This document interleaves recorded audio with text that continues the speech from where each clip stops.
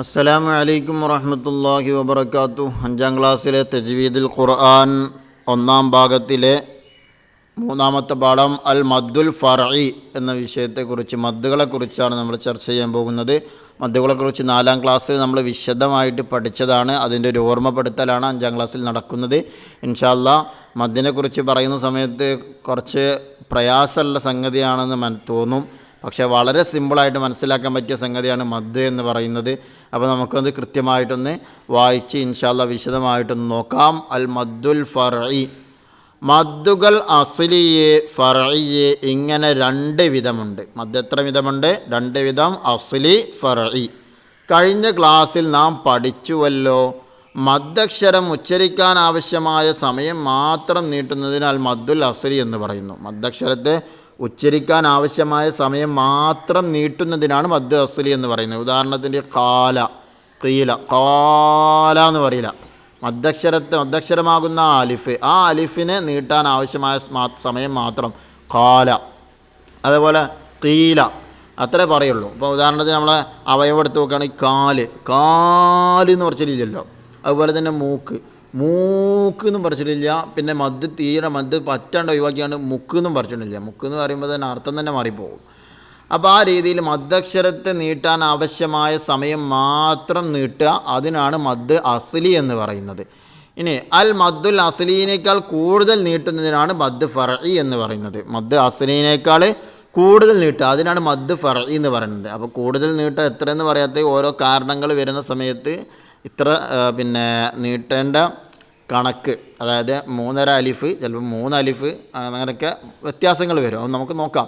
അപ്പോൾ മദ് അസ്ലീനേക്കാൾ കൂടുതൽ നീട്ടുന്നതിനാണ് മദ് ഫർഇ എന്ന് പറയുന്നത്. അൽ മദ്ദുൽ ഫർഇ 5 ഇനങ്ങളാണ്. അതൊക്കെയാണത് അൽ മദ്ദുൽ മുത്തസിൽ, മദ്ദുൽ മുൻഫസിൽ, മദ്ദുൽ ലാസിം, അൽ മദ്ദുൽ ആരിദ്, അൽ മദ്ദുൽ ലീൻ എന്നിവയാണവ. അപ്പോൾ ഇങ്ങനെ 5 മദ്ദുകളാണ് മദ് ഫർഇക്കുള്ളത്. അപ്പോൾ ഇനി നമുക്ക് മദ്ദക്ഷരം ഏതൊക്കെയാണ്? മദ്ദക്ഷരത്തിന് ശേഷം ഹംസ വരിക, സുക്കൂൻ വരിക എന്നുള്ളതാണ് മദ്ദിൻ്റെ മെയിൻ കാരണം. മദ്ദക്ഷരമാകുന്ന അലിഫ്, വാവ്, യാ, ഇതിന് ശേഷം ഒന്നുകിൽ ഹംസ അല്ലെങ്കിൽ സുക്കൂന്. ആ സുക്കൂന് സ്ഥിരമായതാണോ, വഖഫിൻ്റെ കാരണത്തിൽ വന്നതാണോ, ലീനക്ഷരത്തിന് ശേഷം വന്നതാണോ എന്നുള്ളതാണ് നമ്മൾ നോക്കുന്നത്. ഇതാണ് മദ്ദക്ഷരം. അപ്പോൾ ലീനക്ഷരം എന്ന് പറഞ്ഞപ്പോൾ എന്താ? ഫത്തഹിന് ശേഷം വരുന്ന സുക്കൂനുള്ള വാവ്, യാ. അപ്പോൾ ഇവിടെ സുക്കൂനുള്ള യാ വന്നിട്ടുണ്ട് ഫത്തഹിന് ശേഷം. ഖുറൈശ് ഒരു ഉദാഹരണം കൊടുത്താണ്. ഫത്തഹിന് ശേഷം വരുന്ന സുക്കൂനുള്ള യാ, അതാണ് ലീനക്ഷരം, ലീനക്ഷരമാകുന്ന യാ. ഇനി ലീനക്ഷരമാകുന്ന വാവ് എങ്ങനെ വരിക? നൗം, ഫത്തഹിന് ശേഷം വരുന്ന സുക്കൂനുള്ള വാവ്, ഫത്തഹിന് ശേഷം വരുന്ന സുക്കൂനുള്ള വാവ്, അതാണ് ലീനക്ഷരം. മറ്റേത് അലിഫ്, വാവ്, യാ എന്നുള്ളത് ഏതാണ്? മദ്ദക്ഷരമാണ്. അപ്പോൾ സുക്കൂന് അലിഫ്, യാഇനും വാവിനും സുക്കൂനാണെങ്കിൽ അതിന് മുമ്പ് ഫത്തഹും വന്നാൽ പിന്നെ അതിൻ്റെ പേരെന്താണ്? ലീനക്ഷരം എന്നാണ്. പിന്നെ ഇവിടെ കാണിച്ചാൽ ഹാക്ക എന്നുള്ളിടത്ത് മദ് ലാസിമാണ്. മദ് ലാസിമിൻ്റെ ഒരു ഉദാഹരണമാണ്. മദ് നമ്മൾ പറഞ്ഞു, മദ്ദക്ഷരത്തിന് ശേഷം ഹംസയോ അല്ലെങ്കിൽ സുക്കൂനോ വരിക എന്നുള്ള കാരണം. മദ്ദക്ഷരത്തിന് ശേഷം ഹംസ വന്നാൽ 2 മദ് ഉണ്ടാവുള്ളൂ. മദ് മുത്തസിലും മദ് മുൻഫസിലും. ഒരേ കലിമത്തിലാണ് മദ്ദക്ഷരവും ഹംസയും വന്നതെങ്കിൽ മദ് മുത്തസിലാണ്. 2 കലിമത്തിലായിട്ടാണ് വന്നതെങ്കിൽ മദ് മുൻഫസിലാണ്. വളരെ സിമ്പിളാണ്. ഇപ്പോൾ മദ്ദക്ഷരത്തിന് ശേഷം ഒരു ഹംസ വന്ന ഒരു ഉദാഹരണം നമ്മളോട് ചോദിച്ചു കഴിഞ്ഞാൽ, മദ്ദക്ഷരത്തിന് ശേഷം ഓതുന്ന സമയത്ത് ഉസ്താദ് പറഞ്ഞു അവിടുത്തെ മദ് ഏതാണെന്ന് ചോദിച്ചാൽ അവിടെ നോക്കുക, മദ്ദക്ഷരം ഏതാണ്, തൊട്ടടുത്ത് ശേഷം വരുന്ന അക്ഷരം ഏതാണ്. അത് ഹംസയാണെങ്കിൽ 2 മദ് അവിടെ വരുള്ളൂ. മദ് മുത്തസിൽ, മദ്, ഇതിൽ ഏതെങ്കിലും ഒന്നേ ആവുള്ളൂ. അല്ലാതെ ആ സമയത്ത് നമ്മൾ മദ് ലീനി, മദ് ആരിദ്, മദ് ലാസിം എന്നൊന്നും അവിടെ പറയണ്ട. മദ്ദക്ഷരത്തിന് ശേഷം ഹംസ വന്നാൽ 2 മദ്, മദ് മുത്തസിൽ, മറ്റൊന്ന് മദ് മുൻഫസിൽ. അതല്ലാത്ത വേറൊരു മദ് അവിടെ വരൂല. മദ്ദക്ഷരത്തിന് ശേഷം അടുത്ത അതേ കലിമത്തിലാണ് ഹംസ വന്നതെങ്കിൽ മദ് മുത്തസിലാണ്, അടുത്ത കലിമത്തിലാണ് വന്നതെങ്കിൽ മദ് മുൻഫസിലാണ്. ഇനി മറ്റൊന്നാണ് മദ് ലാസിം. നമ്മൾ കൃത്യമായിട്ട് 4ാം ക്ലാസ്സിൽ പറഞ്ഞിട്ടുള്ളതാണ് മദ് ലാസിം. ഇവിടെ സ്ഥിരമായ സുക്കൂൻ എങ്ങനെ വരുന്നതെന്ന് ചിലപ്പോൾ ഒരു സംശയം ഉണ്ടാവും. അൽ ഹാക്ക എന്നുള്ളിടത്ത് ഇവിടെ ഹാന് അലിഫുണ്ടല്ലോ, അപ്പോൾ മദ്ദക്ഷരം ഇവിടെ ഉണ്ട്. പിന്നെ ഹാക്ക എന്നുള്ള യഥാർത്ഥത്തിൽ അവിടെ ഉള്ളത് എങ്ങനെ? അൽ ഹാക്ക് ഖ എന്നാണ്. ഒന്നാമത്തെ കാഫിന് സുക്കൂന്, രണ്ടാമത്തെ കാഫിന് ഫതഹും. അപ്പോൾ ഈ സുക്കൂനുള്ള കാഫിന് രണ്ടാമത്തെ കാഫിലേക്ക് ഇദ്ഗാം ചെയ്തതാണ്. അപ്പോൾ അവിടെ ശബ്ദുള്ള അക്ഷരം വന്നത്. അപ്പോൾ അവിടെ എന്തുണ്ട്? സ്ഥിരമായ സുക്കൂൻ അവിടെ ഉണ്ട്. ആ സുക്കൂൻ എന്ത് ചെയ്യില്ല, ഒരിക്കലും അവിടെ നിന്ന് പോകുന്നില്ല. അതാണ് സ്ഥിരമായ സുക്കൂൻ. മദ്ദക്ഷരത്തിന് ശേഷം സ്ഥിരമായ സുക്കൂനാണെങ്കിൽ, അതായത് സ്ഥിരമായതെന്ന് പറയാൻ കാരണം വഖഫിൻ്റെ കാരണത്താൽ വരുമ്പോൾ ആ സുക്കൂന് വരുമ്പം അവിടെ മദ്ദിൻ്റെ പേര് മാറും, നീട്ടേണ്ട ഖദറും കണക്കൊക്കെ മാറും. ഇവിടെ പറഞ്ഞ മദ്ദക്ഷരത്തിന് ശേഷം, മദ് ലാസിം എന്ന് പറഞ്ഞാൽ മദ്ദക്ഷരത്തിന് ശേഷം സ്ഥിരമായ സുക്കൂന് വരിക എന്നുള്ളതാണ്. അപ്പോഴാണ് മദ് ലാസിമാകുന്നത്. ഇൻഷാ അല്ലാഹ് ഇനി നമുക്ക് ഓരോ മദ്ദുകളെ കുറിച്ച് നോക്കാം. ഒന്നാമത്തെ മദ്ദുൽ മുത്തസിലാണ്. എന്താ മദ് മുത്തസിൽ എന്ന് പറഞ്ഞാൽ മദ്ദക്ഷരത്തിന് ഉടനെ അതേ പദത്തിൽ ഹംസ വന്നു. ഇവിടെ നോക്കുകയാണെങ്കിൽ അല്ലാ, മദ്ദക്ഷരമാകുന്ന അലിഫ് അതിൻ്റെ തൊട്ടടുത്ത് തന്നെ അതേ പദത്തിൽ തന്നെ എന്ത് വന്നു? ഹംസ വന്നു. ഇപ്പോൾ അല്ലാ എന്നുള്ള ഒന്നും ആ എന്നുള്ള വേറെ ഒന്നുമില്ല. പിന്നെ എങ്ങനെയാണത്? ഒറ്റ വാക്കാണത്. അടുത്തത് സൂ എന്നുള്ളിടത്ത് മദ്ദക്ഷരമാകുന്ന വാവിന് ശേഷം ഹംസ അതേ പദത്തിൽ വന്നു, മദ് മുത്തസിൽ. അപ്പോൾ മദ് മുത്തസിലിനെ 7 ഹർക്കത്ത് 3.5 അലിഫ് വരെ നീട്ടാവുന്നതാണ്. അപ്പോൾ 7 ഹർക്കത്താണ്, 3.5 അലിഫാണ് മദ് മുത്തസിലിനെ നീട്ടേണ്ടത്. മദ് മുത്തസിൽ പറഞ്ഞാൽ മദ്ദക്ഷരത്തിന് ശേഷം അതേ കലിമത്തിൽ ഹംസ വരിക എന്നുള്ളതാണ്. അത് മദ് മുൻഫസിൽ പറയുമ്പോൾ മനസ്സിലാകും പെട്ടെന്ന് എങ്ങനെയാണ് വരുന്നത് എന്നുള്ളത്. അൽ മദ്ദുൽ മുൻഫസിൽ കണ്ട കൂ അംഫുസക്കും, ഇവിടെ കൂ എന്നുള്ള ഒരു വാക്കാണ്, അംഫുസക്കും എന്നുള്ള മറ്റൊരു വാക്കാണ്. ലാ അഅ്ബുദു, അവിടെ അതേപോലെ തന്നെ ലാ എന്നുള്ളതൊരു വാക്കാണ്, അഅ്ബുദു എന്നുള്ള മറ്റൊരു വാക്കാണ്. ഇവിടെ കൂ അംഫുസക്കും എന്നുള്ളിടത്ത് മദ്ദക്ഷരം വാവാണ്, ശേഷം ഹംസ വന്നു, മദ് മുൻഫസിൽ. അടുത്ത കലിമത്തിൽ വന്നതുകൊണ്ട് മദ് മുൻഫസിൽ. ഇവിടെ ലാ അഅ്ബുദു എന്നുള്ളിടത്ത് മദ്ദക്ഷരമാകുന്ന അലിഫിന് ശേഷം അടുത്ത കലിമത്തിൽ ഹംസ വന്നു, മദ് മുൻഫസിൽ. മദ്ദക്ഷരത്തിന് ശേഷം അടുത്ത കലിമത്തിൻ്റെ ആദ്യ അക്ഷരമായി ഹംസ വന്നു. അതാണ്ട മദ്ദക്ഷരത്തിന് ശേഷം അടുത്ത കലിമത്തിൻ്റെ ആദ്യക്ഷരമായി അംഫുസ എന്നുള്ളത് തുടക്കത്തിലാണ് ഹംസ, ലാ അഅ്ബുദു എന്നുള്ളിടത്ത് തുടക്കത്തിലാണ് ഹംസ വന്നിട്ടുള്ളത്. അൽ മദ്ദുൽ മുത്തസിൽ പോലെ നീട്ടലാണ് നല്ലത്. അപ്പോൾ 7 ഹർക്കത്ത് വരെ നീട്ടലാണ് ഏത് നല്ലത്? മദ് മുൻഫസിലിനെ. മദ് മുത്തസിലിൻ്റെ അതേ കണക്ക് തന്നെ നീട്ടലാണ് നല്ലത്. ഇനി നമുക്ക് പറയാനുള്ള അൽ മദ്ദുൽ ലാസിമാണ്. അൽ മദ്ദുൽ ലാസിം രണ്ടായിട്ടുണ്ട്, ഹർഫിയുണ്ട്, കലിമിയുണ്ട്. ഹർഫുകളിലും മദ് ലാസിം വരും, കലിമത്തുകളിലും മദ് ലാസിം വരും. മദ്ദക്ഷരത്തിൻ്റെയോ ലീനക്ഷരത്തിൻ്റെയോ ശേഷം അതേ കലിമത്തിൽ ലാസിമായ സുക്കൂൻ വന്നു. ആ മദ്ദക്ഷരത്തിന് ശേഷം അതേ കലിമ മദ്ദക്ഷരത്തിൻ്റെയോ ലീനക്ഷരത്തിൻ്റെയോ ശേഷം അതേ കലിമത്തിൽ ലാസിമായ സുക്കൂൻ വന്നു. അപ്പം നൂൻ, യാസീൻ, അലിഫ് ലാം മീം, ഇതിൽ ഓരോ അക്ഷരങ്ങളും പിരിച്ചെഴുതിയിട്ട് നമ്മൾ എവിടെ പഠിച്ചിട്ടുണ്ട്? 4ാം ക്ലാസ്സിൽ കൃത്യമായിട്ട് പഠിച്ചിട്ടുണ്ട്. പിന്നെ ആ തോമ്മ എന്നുള്ളിടത്ത് നേരത്തെ നമ്മളൊരു ഉദാഹരണം കാണിച്ചു തന്നു, എങ്ങനെയാണ് അവിടെ സ്ഥിരമായ സുക്കൂന് വരുന്നത് എന്നുള്ളത്. അതേ കലിമത്തിൽ മദ്ദക്ഷരമാകുന്ന അലിഫിന് ശേഷം മീം ശബ്ദമായിട്ടാണ് വന്നത്. അപ്പോൾ ശബ്ദമായിട്ട് വരുമ്പോൾ തോമ്മ് മാ എന്നാണ് അവിടെ ഉള്ളത്. അപ്പോൾ ഒന്നാമത്തെ മീമിന് സുക്കൂനാണ്. ആ സുക്കൂനുള്ള മീമിൻ്റെ രണ്ടാമത്തെ മീമിലേക്ക് ഇദ്ഗാം ചെയ്തപ്പോഴാണ് ശബ്ദുള്ള മീമായത്. അപ്പോൾ അങ്ങനെയാണ് അവിടെ വരിക. അപ്പോൾ അവിടെ മദ് ലാസിമാണ് വരിക. അതുപോലെ തന്നെ ആൽ ആന, അവിടെ എന്താ പ്രശ്നം? അവിടെ മദ്ദക്ഷരം ഹംസൻ്റെ ശേഷം ഒരു അലിഫ് അവിടെ വന്നിട്ടുണ്ട്. ആൽ, അവിടെ ആ അലിഫിന് ശേഷം ലാമ സുക്കൂനായിട്ട് വന്നു. അപ്പോൾ സ്ഥിരമായ സുക്കൂനാണത്, അതുകൊണ്ട് മദ് ലാസിമാണ്. അതുഹാജു, അവിടെ ഹാൻ്റെ അവിടെ അലിഫുണ്ട്, ശേഷം ജു ശബ്ദുള്ള ജീമാണ്. അപ്പോൾ ജു എന്നാണ്. ഒന്നാമത്തേന് സുക്കൂൻ, രണ്ടാമത്തേന് ലൊമ്മുള്ള ജീമാണ്. ഒന്നാമത്തെ സുക്കൂനുള്ള ജീമിന് രണ്ടാമത്തേൽ ഇദ്ഗാം ചെയ്ത് അപ്പോഴാണ് അതുഹാജു എന്നായത്.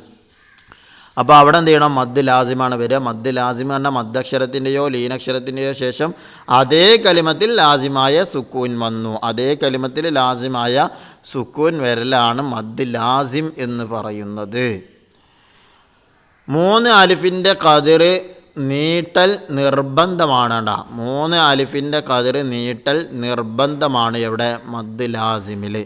ഇനി അൽ മദ്ദുൽ ആരിദാണ്. നേരത്തെ നമ്മൾ പറഞ്ഞു മദ്ദക്ഷരത്തിന് ശേഷം ലീനക്ഷരം, അവിടെ ലീനക്ഷരം എന്ന് പറഞ്ഞിട്ടുണ്ട്. ലീനക്ഷരം എന്താ നമുക്കറിയാം, ഫതഹിന് ശേഷം വരുന്ന സുക്കൂനുള്ള വാവ് യാ. ഇനി ഇവിടെ വരുന്നത് ഏതാ? മദ്ദക്ഷരത്തിന് ശേഷം പുതുതായ സുക്കൂന് വരിക എന്നുള്ളത്. വഖഫിൻ്റെ കാരണത്താൽ പുതുതായ സുക്കൂന് വരിക, അതാണ് മദ് ആരിദ് പറഞ്ഞാൽ. വഖഫ് ചെയ്തപ്പോൾ മദ്ദക്ഷരത്തിന് ശേഷം ആരിദായ സുക്കൂൻ വന്നു എന്ന് പറഞ്ഞാൽ പുതുതായ സുക്കൂൻ.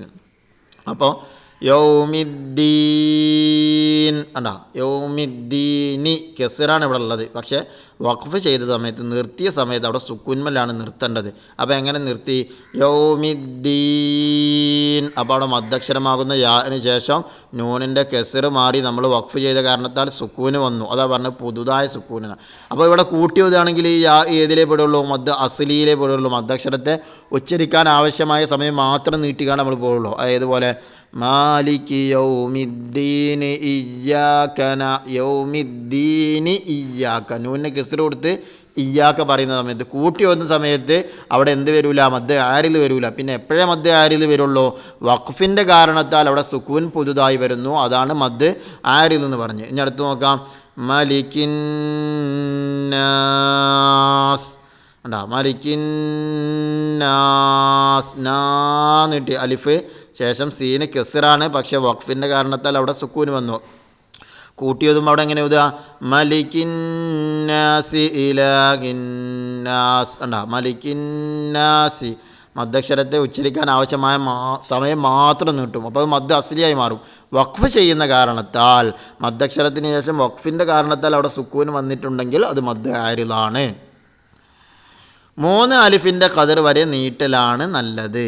3 അലിഫിൻ്റെ ഖദർ വരെ നീട്ടലാണ് നല്ലത്. ഇനി അൽ മദ്ദുൽ ലീനാണ്. വലാനവും ഖുറൈഷ് ഹാദൽ ബൈത്ത് നോക്കാം. ലീൻ അക്ഷരത്തിന് ശേഷം ആരിലായ സുക്കൂൻ വന്നു. ലീൻ അക്ഷരം നമ്മൾ പറഞ്ഞു ഫത്തഹിന് ശേഷം വരുന്ന സുക്കൂനുള്ള വാവ് യാ. അപ്പോൾ അവിടെ വലാനവും എന്നുള്ളിടത്ത് എന്താ വന്നിട്ടുള്ളത്? ഫത്തഹിന് ശേഷം സുക്കൂനുള്ള വാവ് വന്നു. ഖുറൈഷ് അവിടെ ഫത്തഹിന് ശേഷം സുക്കൂനുള്ള യാ വന്നു. ഹാദൽ ബൈത്ത് ഫത്തഹിന് ശേഷം സുക്കൂനുള്ള യാ വന്നു. 3 അലിഫിൻ്റെ ഖദർ നീട്ടാമെങ്കിലും 1 അലിഫിൻ്റെ ഖദറായി ചുരുക്കലാണ് നല്ലത്. അപ്പോൾ ലീനക്ഷരം എന്ന് പറഞ്ഞാൽ കൃത്യമായിട്ട് മനസ്സിലായ റെഡിയാണ്. ലീനക്ഷരം എന്ന് പറഞ്ഞാൽ ഫത്തഹിന് ശേഷം വരുന്ന സുക്കൂനുള്ള വാവ് യാ. അതിന് ശേഷം പുതുതായ സുക്കൂന് വരുന്നുണ്ടോ? വഖഫിൻ്റെ കാരണത്താലൊക്കെ ആയിട്ട് പുതുതായ സുക്കൂൻ അവിടെ വരുന്നുണ്ടോ? എന്നാൽ അത് മദ് ലീനാണ്. നേരെ മറിച്ച് മദ്ദക്ഷരത്തിന് ശേഷമാണ് പുതുതായ സുക്കൂൻ വന്നതെങ്കിൽ നേരത്തെ നമ്മൾ പറഞ്ഞ മദ് ആരിൽ വരിക. ഇവിടെ ലീനക്ഷരമാണ് വരുന്നത്. ലീനക്ഷരത്തിന് ശേഷമാണ് പിന്നെ പുതുതായ സുക്കൂൻ വരുന്നത് എങ്കിലാണ് പറഞ്ഞത് മദ് ലീനായിരിക്കും. ഇനി തദ്രീബാത്ത് നോക്കാം. നസിൽ ചേരുമ്പടി ചേർക്കാനാണ്. നസിൽ ബിൽ മുനാസബ യോജിച്ചത് ചേരുമ്പടി ചേർക്കുക. ഇവിടെ ഉദാഹരണങ്ങൾ കൊടുത്തിട്ടുണ്ട്. അതിനോട് ചോദിച്ച പേരുകളും ഓരോ മദ്ദിൻ്റെ പേരുകളും കൊടുത്തിട്ടുണ്ട്. വെച്ച് എഴുതാനാണ്. 1 അല്ലോ മദ്ദക്ഷരത്തിന് ശേഷം അതേ കലിമത്തിൽ ഹംസ വന്നു. ആൻസർ സി ആണ് മദ് മുത്തസിൽ. അടുത്ത ലാ അഅ്ബുദു മദ്ദക്ഷരത്തിന് ശേഷം അടുത്ത കലിമത്തിൽ ഹംസ വന്നു. ആൻസർ ഡി ആണ് അൽ മദ്ദുൽ മുൻഫസിൽ. അടുത്ത യാസീൻ മദ് ലാസിമാണ്. മദ് ലാസിം ഏതാണ്? മദ് ലാസിം ഹർഫിയാണ്. അൽ മദ് ലാസിം ഹർഫി. Answer E. അതുഹാജൂനി മദ്ദക്ഷരത്തിന് ശേഷം സ്ഥിരമായ സുക്കൂൻ വന്നു. മദ് ലാസിം കലിമിയാണത്. കലിമത്തുകളിൽ വന്ന ലാസിമായ മദ്ദാണ്. അടുത്ത് യൗമിദ്ദീൻ മദ്ദക്ഷരത്തിന് ശേഷം വഖഫിൻ്റെ കാരണത്താൽ സുക്കൂൻ പുതുതായി. ആൻസർ ബി മദ്ദുൽ ആരിദ്. അടുത്ത് ഖുറൈഷ് അവിടെ എന്താ? ലീനക്ഷരം. ഫത്തഹിന് ശേഷം അവിടെ സുക്കൂനുള്ള യാ വന്നു. അപ്പോൾ ലീനക്ഷരം. ലീനക്ഷരത്തിന് ശേഷം സുക്കൂന് പുതുതായി വന്നാൽ അൽ മദ്ദുല്ലീൻ. ഇനി ഒജീബ് ഉത്തരം എഴുതാനാണ്. അൽ മദ്ദുൽ ഫർഇ എന്നാൽ എന്ത്? അൽ മദ്ദുൽ അസ്ലീനേക്കാൾ കൂടുതൽ നീട്ടുന്നതിനാണ് മദ്ദുൽ ഫർഇ എന്ന് പറയുന്നത്. ഖൂ അൻഫുസകും എന്നതിൽ മദ്ദക്ഷരത്തെ കൂടുതൽ നീട്ടാൻ കാരണമെന്ത്? ആൻസർ മദ്ദക്ഷരത്തിന് ശേഷം അടുത്ത കലിമത്തിൽ ഹംസ വന്നതുകൊണ്ട്. 3 അൽ മദ്ദുൽ ലാസിം എത്ര വിധം ഏതെല്ലാം? ആൻസർ 2 അൽ മദ്ദുൽ ലാസിം ഹർഫിയെ അൽ മദ്ദുൽ ലാസിം കലിമിയെ. 4-ാമത്തെ തഖ്സീസാണ്. നഖ്റ സൂറത്ത് യൂനുസ് പാരായണം ചെയ്യാണ്. 59-ാമത്തെ ആയത്ത് മുതൽ 88-ാമത്തെ ആയത്ത് വരെ. അവിടെ പ്രത്യേകം തജ്വീദിൻ്റെ എല്ലാ നിയമങ്ങളും ശ്രദ്ധിക്കണം. അതിന് പുറമെ നമ്മൾ പഠിച്ച ഈ തജ്വീദിൽ ഇപ്പോൾ പഠിച്ച മദ്ദിനെ ആ മദ്ദുകളെക്കുറിച്ച് കൃത്യമായിട്ട് നോക്കി ശ്രദ്ധിച്ചിട്ടായിരിക്കണം പാരായണം ചെയ്യേണ്ടത്. അല്ലാഹു സുബ്ഹാനഹു വ തആല ഖുർആൻ അതിൻ്റെ ഹക്ക് പ്രകാരം പാരായണം ചെയ്യുന്നവരിൽ നമ്മെ ഉൾപ്പെടുത്തട്ടെ. ആമീൻ. അസ്സലാമു അലൈക്കും വറഹ്മത്തുള്ളാഹി വബറകാതുഹു.